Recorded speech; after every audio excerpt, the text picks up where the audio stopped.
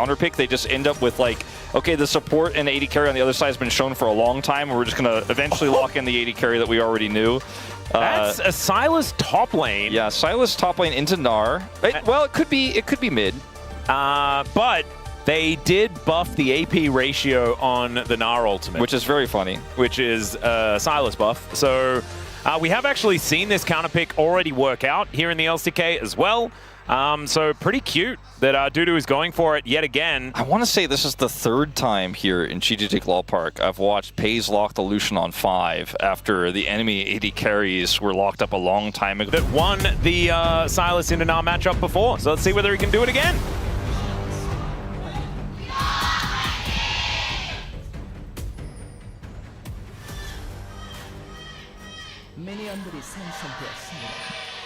All right, let's see whether the DN Supers can bring us to a 3-gamer. Yesterday, we almost went the distance, but we were denied 6 games because KT were playing too well. Still not entirely sure what that means, but that is an exploration for another day. As T1 look to try and stamp this 2-0 for themselves. Yeah, and also that end of that Bro Series felt like I didn't actually get 5 games either. I felt like I got 4. Yeah. It was one really interesting game in that series, and then... Yeah, it did look like a Bro 2-0 that they then lost, which was a little problematic there. It was a drama-filled day, let's just say that. And DNS could also bring some drama in this series as well, as Pei's taking some damage, but also Life. Starting off his, you know, time on the GGG Law Park stage a little bit roughly. Yeah, it's a trade of his health for Paze's. Dokdom going to get the shield, well timed. And they're just going to trade some of that burst with Dokdom's Q up. And level 2 is going to be pretty huge here. Yeah, do find it. As Slurkle does go wide, as Pays will hit the level 2 himself. Keria able to give him some warm hugs.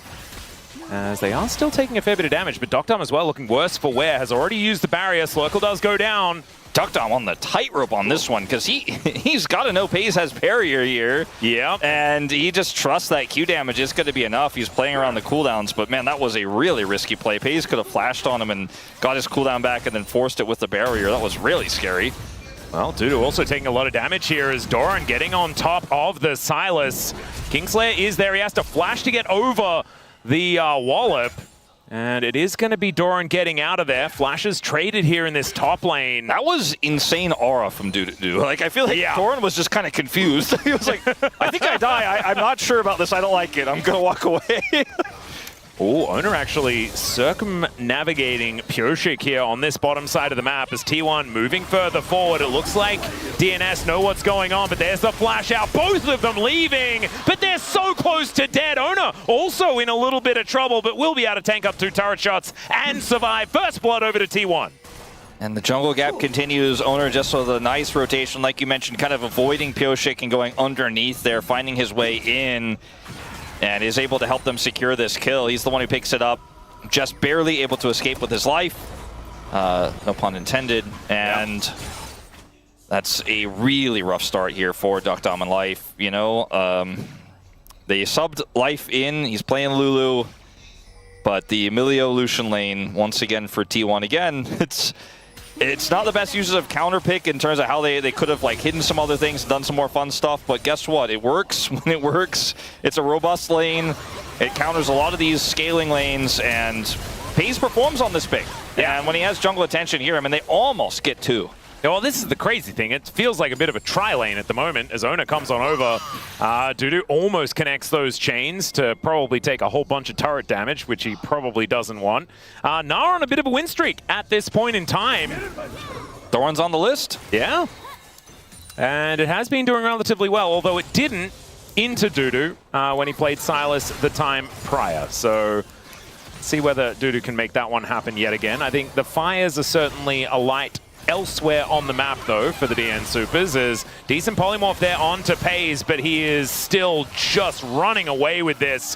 One more auto would have done it, and there is the flash forward. They do have the barrier, as Pays could have been baited, but is actually able to get himself out alive. Decent fire kick there onto Life. in order to deny any follow-up, as T1, man, they are playing hyper-aggressive after that first blood. Yeah, looking really good here in this lane, and just further denying Duckdom farm here. Ooh. This is really a very difficult situation now for Duckdom. The wave was in a terrible spot, which is why they were able to get those trades to lead to Duckdom's near death in the first place. He's going to be able to get most of this, though, with some help from Life, so that CS deficit actually kind of evening up a little bit here now. He's just about a wave behind. Yeah, it's not too bad, and they did at least mitigate some of that pretty terrible lane state that you were talking about before.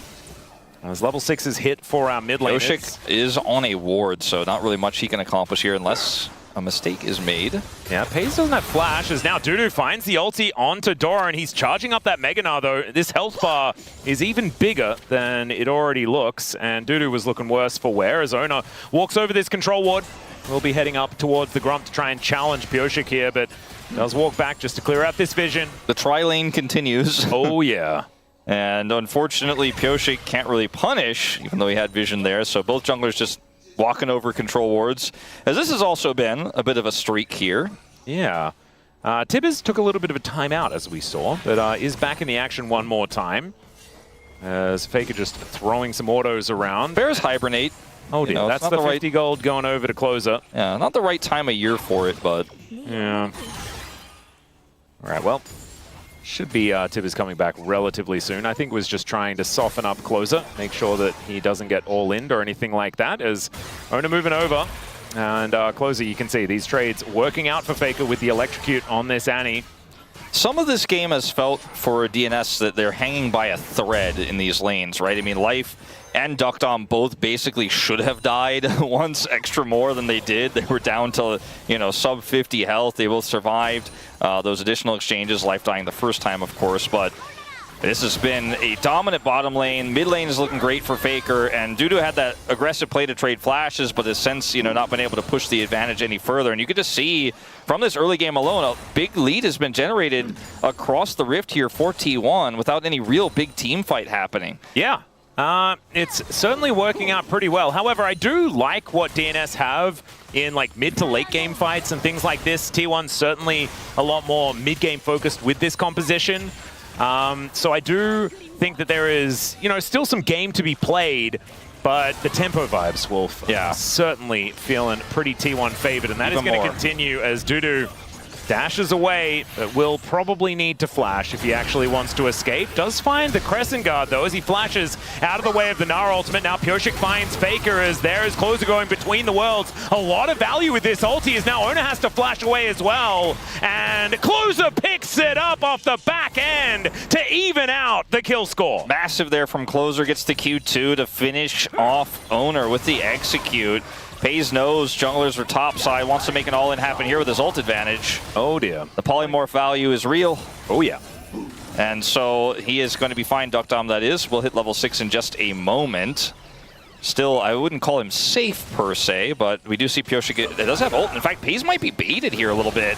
Yeah, Duckdom is going to dash on forward. There's the ulti in from Pioshik, who flashes on in, but the cleanse is going to be there as Keria had hit level 6. Still, they're just looking to kill Emilio, and they will be able to do so as now the Arc of Ruin comes in. The flash has to be used, and the spear just barely. Man, you just need to do like 3 extra push-ups yesterday. Oh, my goodness. Oh, man, very close.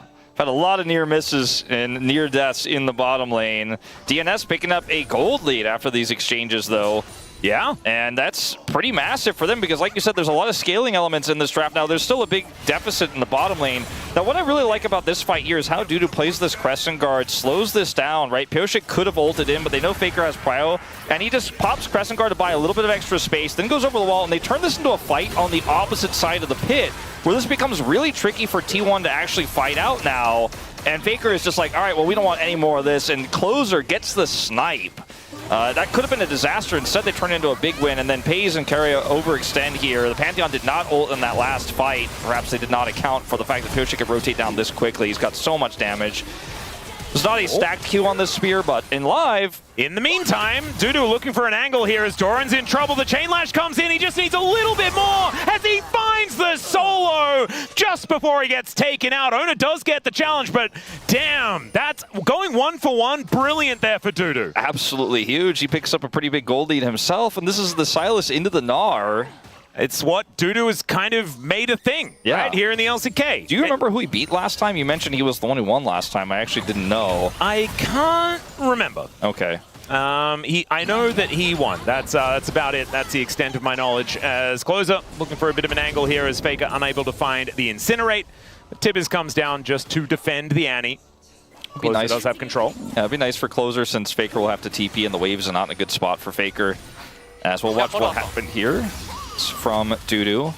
It's a passive here. Gets the stolen Gnar. And gets him despite the flash. Wow. So the chain lash damage does come in.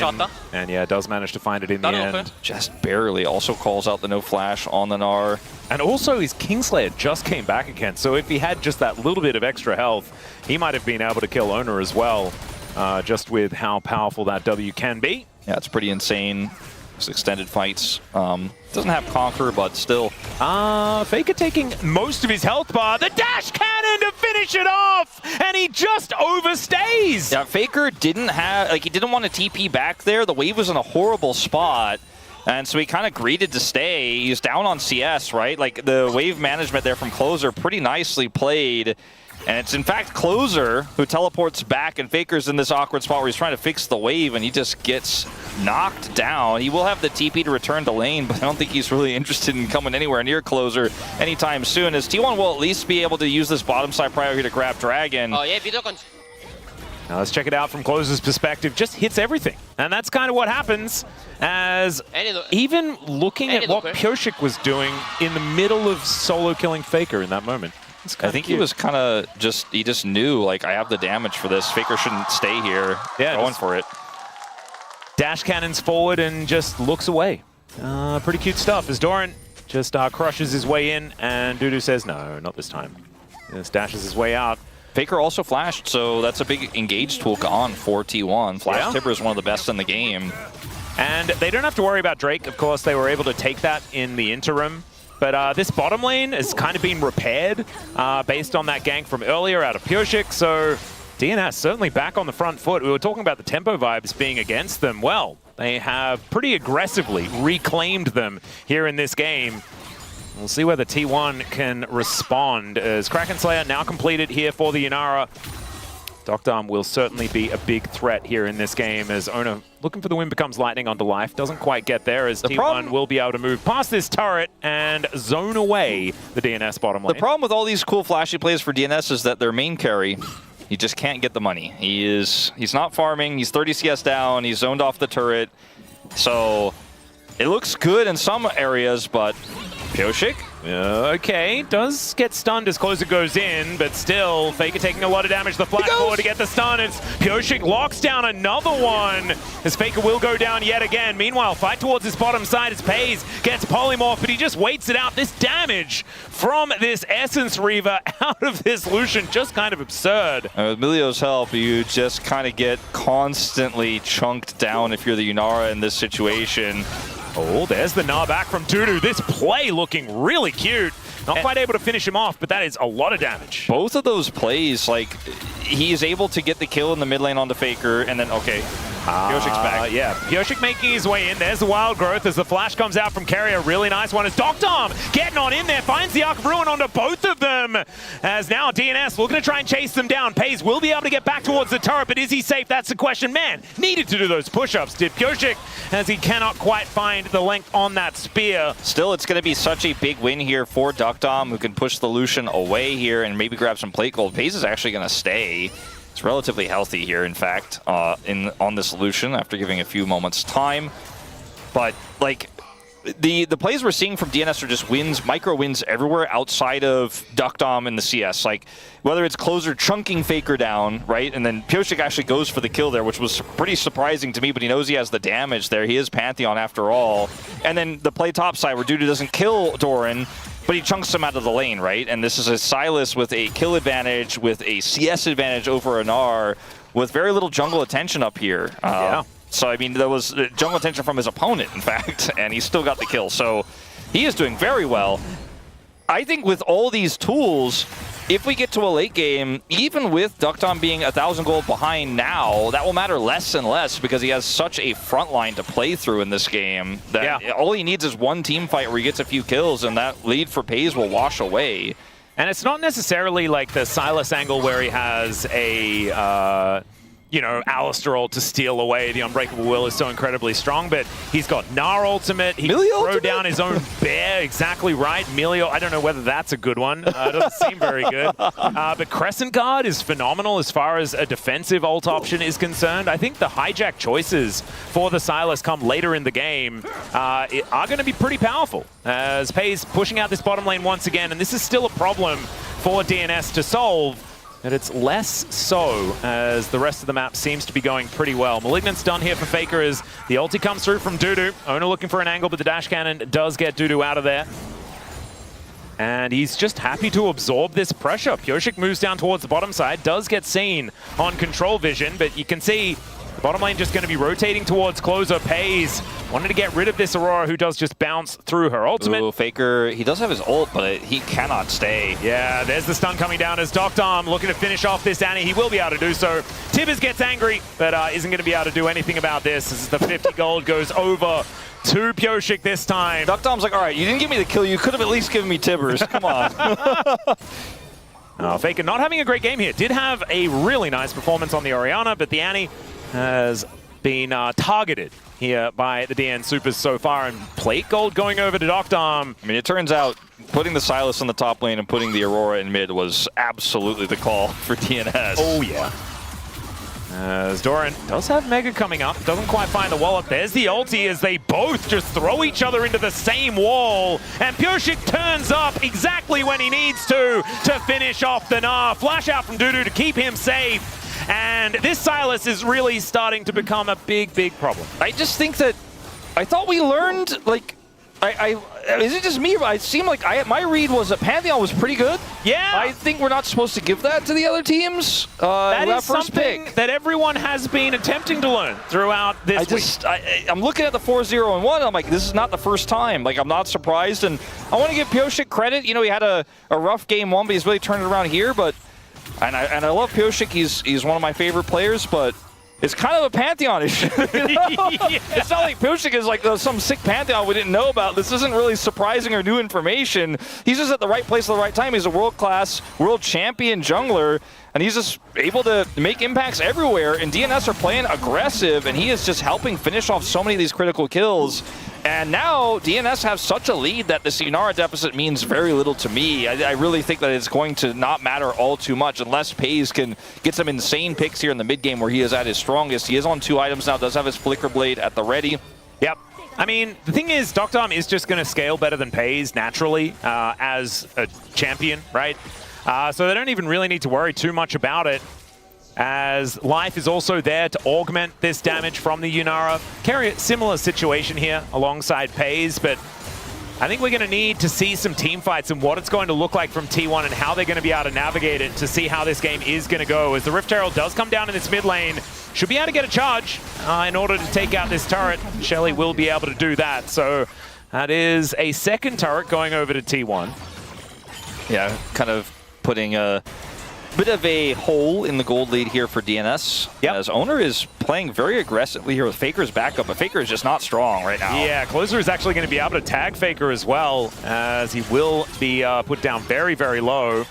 Oner gets out of there, but Closer's Aurora has looked pretty fantastic so far this game. He's doing a lot of damage. If DNS can keep T1 on top side here and get that free turret bottom side for Dudu, this is just a big win for them. Dudu does not have teleport, but T1 are not able to get this turret just yet. They spent a lot to try to do so, and so this is even enemy Tibbers. Yeah. Oh my goodness, tanking up the turret to make sure that he will have a huge wave to stack up towards this inner as well. Faker will be able to get that cannon, which is going to be fantastic, but does demand some attention. That turret survives in the top side.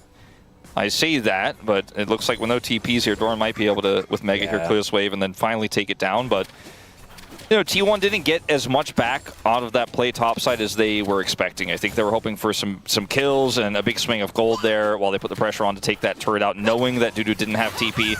and he just barely gets it and gets away. There's no grubs this game on either side, so yeah, turret's taking a little while to go down, but at the end of the day, it's all about this next team fight for me. You know, if T1 can get Soul Point, keep Pays relevant, you know, he's the main character here, and he can be util, even 1,100 gold behind. If that Tibbers stun with the flash setup for Faker is good enough, Pays gets a kill, turns into a 5v4.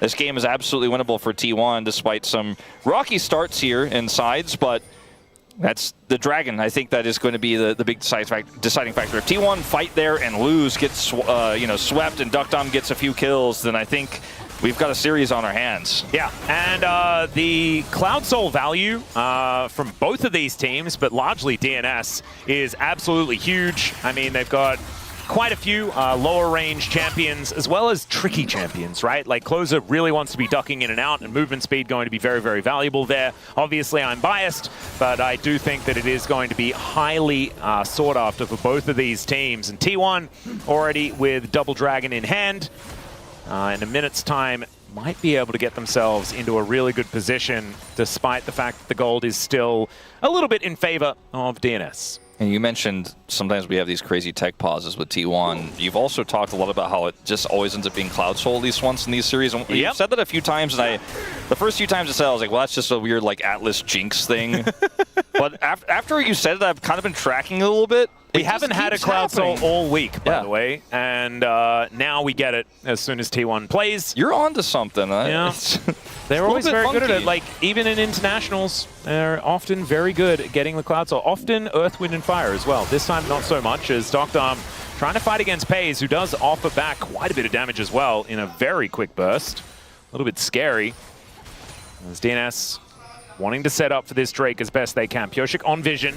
I mean, it's an ardent sensor here for life. Like, they know that Duckdom is just going to be pumping damage despite the deficit in these fights, because they have such great setup for him, such great frontline. He's got Wild Growth. He's got both his summoners available for this next fight. DNS are ready to go for it. Well, Pyosik going in. They're looking for the angle towards Pays, who throws down the culling, and in goes Closer. I'm not sure about that one. Bounces out immediately, as there's the gnaw from Doran. Finds the angle as Closer will be taking down Pyosik out of the fight, as well as Oner picks up the double, and he's continuing to dash forward. A decent polymorph there from Life, but Oner will not have it. Still, he does go down, but he takes the Yunara with him. And Dudu's fed, but I don't think he's fed enough. It's Pays that takes him down, and it only costs them one jungler. Doran just kind of flipping the equation on Bednar in this team fight. The OG is the one who makes the big impact. And this is a really, really rough, and that's putting it nicely, engage here from Closer. Like, they end up getting the Wild Growth, and Closer just kind of goes in and has no damage opportunities, puts himself at 1/3 health, and then Doran, with this insane flip back, just ends the fight. It's just done. Yeah. And even with the Yunara here, really great at these kind of scrappy fights. Like, Oner goes in alone. It looks like maybe he can kite back. He doesn't have a Wild Growth anymore, because the Wild Growth was used on the engaging Pantheon, and the follow-up wasn't there. This was just a disastrous fight here for DNS, and T1 are like, whoa, this game was a close call. Thank God Doran was on the spot on that one. Yeah. And now suddenly it looks like, okay, T1 are in the driver's seat again. Yeah, it was a little bit of a freebie. I'm not entirely sure what Closer was thinking, because he had, up until that point, a really good game. And now T1 going to take away the gold lead, those tempo vibes, well and truly back in their possession. And the DN Supers going to need to go back to the drawing board. I still think that they're capable of winning team fights. They just need to play it a little bit differently to what we just saw. It could have just been as bad as Closer dies and the Dragon goes over, but because of Doran's play, they got so much more. It's a huge swing of gold, and it looks like they might even be able to get this inner here. Pays is walking the tightrope on it. Yeah, in goes Dudu, though, looking for a bit of an angle, but he just gets blown up before he can do anything at all. The knockback onto the Pantheon as well, and now Duckdom unable to do anything. T1, I think, have just won the game. The wallop comes through, down goes Closer, and blink and you'll miss it, as the game is just kind of over. I don't even know if it was flashed by Pays or what. It looked like Pyosik went in and the Wild Growth just missed. Like, he just straight up missed. And it might have been Melio. Yeah, it could have been. It was very messy, and that's just the game. Okay, well, good try, DNS. It felt like this game was like really kind of teetering and close, and we were heading towards 30 minutes, and now it's just done. T1 with a 2-0 over the DN Supers.